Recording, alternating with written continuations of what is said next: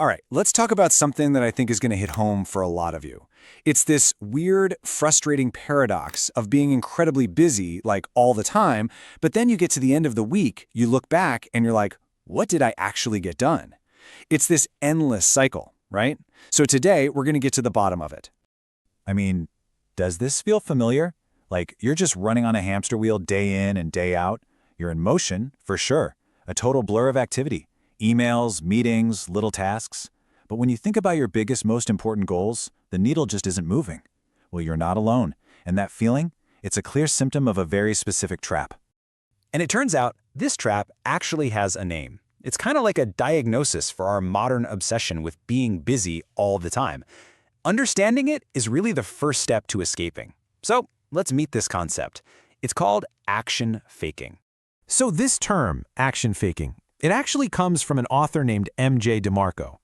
And what it is really is the art of staying busy with stuff that feels productive, but when you get right down to it, it does absolutely nothing to move you closer to your real goal.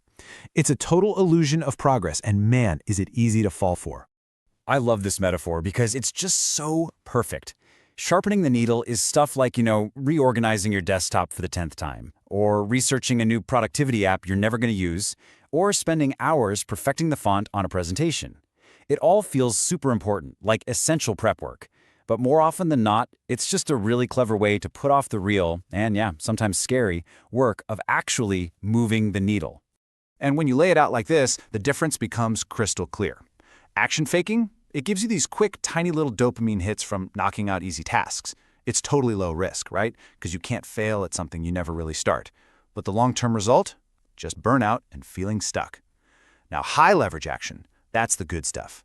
It's all about the strategic moves that build on each other. Yeah, it feels risky, it makes you a little vulnerable, but that's where you get real momentum, where you build new skills, and where you actually, finally, hit your goals.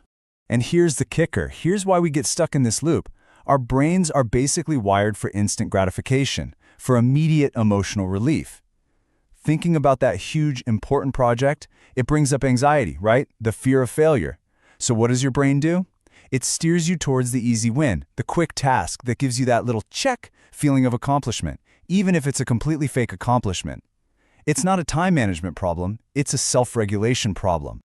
So, okay, how do we actually break this cycle? Well, the first part of the solution is to build an external system, something outside of our heads that forces us to get clear on what really matters. And it all starts with learning the difference between what feels urgent and what is actually important. You see, our brains are just notoriously bad at telling these two things apart. There's even a name for it in research. They call it the mere urgency effect. It means we have this built-in tendency to jump on tasks with a close deadline, even if they're not that important, over tasks that have a much bigger long-term payoff. We get trapped just reacting to dings and notifications, while our most important work just sits there gathering dust. Now, the classic tool to fight back against this is the Eisenhower matrix. It's so simple, it's brilliant. You've got 4 boxes. Quadrant 1, that's for the real crises. You do those first, no question. Quadrant 3 is for all those interruptions you should try to delegate. And Quadrant 4, that's for the distractions you just gotta delete. Get them off your plate entirely. But listen, the real magic, the key to getting out of this busyness trap for good, that all happens in Quadrant 2. Quadrant 2. This is where the important but not urgent work lives. We're talking strategic planning, building relationships, learning new skills, all the high-leverage stuff that actually prevents future crises from popping up in the first place.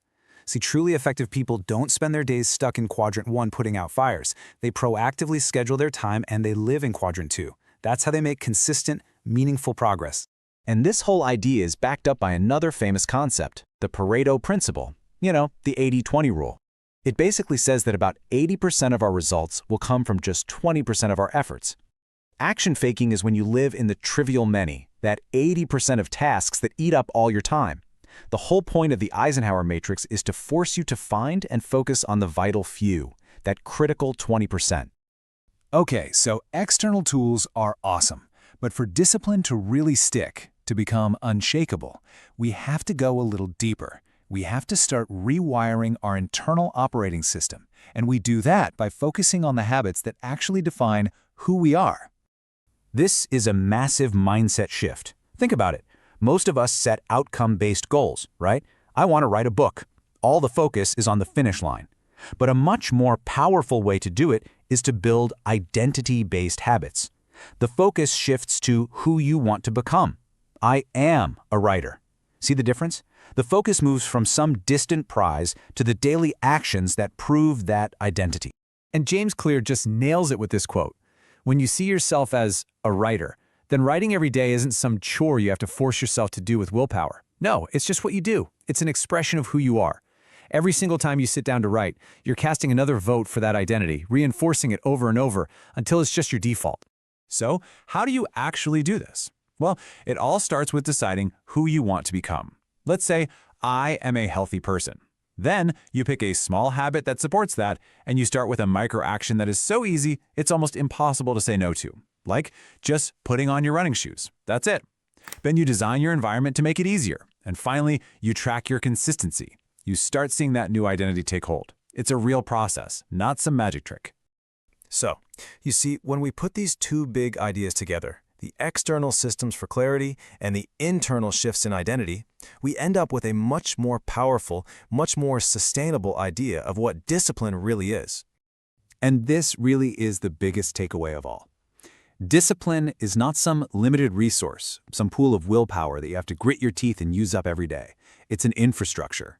It's the system you build for yourself, combining tools like the Eisenhower matrix to get clear and identity-based habits that make the right actions almost automatic. You build it piece by piece until doing the important, high-leverage work becomes the easiest path to take. And in the end, escaping that busyness trap really comes down to this one choice. Are you going to be a passenger, just reacting to whatever urgent thing pops up today? Or are you going to be the architect, intentionally designing a system of habits and priorities that builds the life you actually want? So the real question is, what will you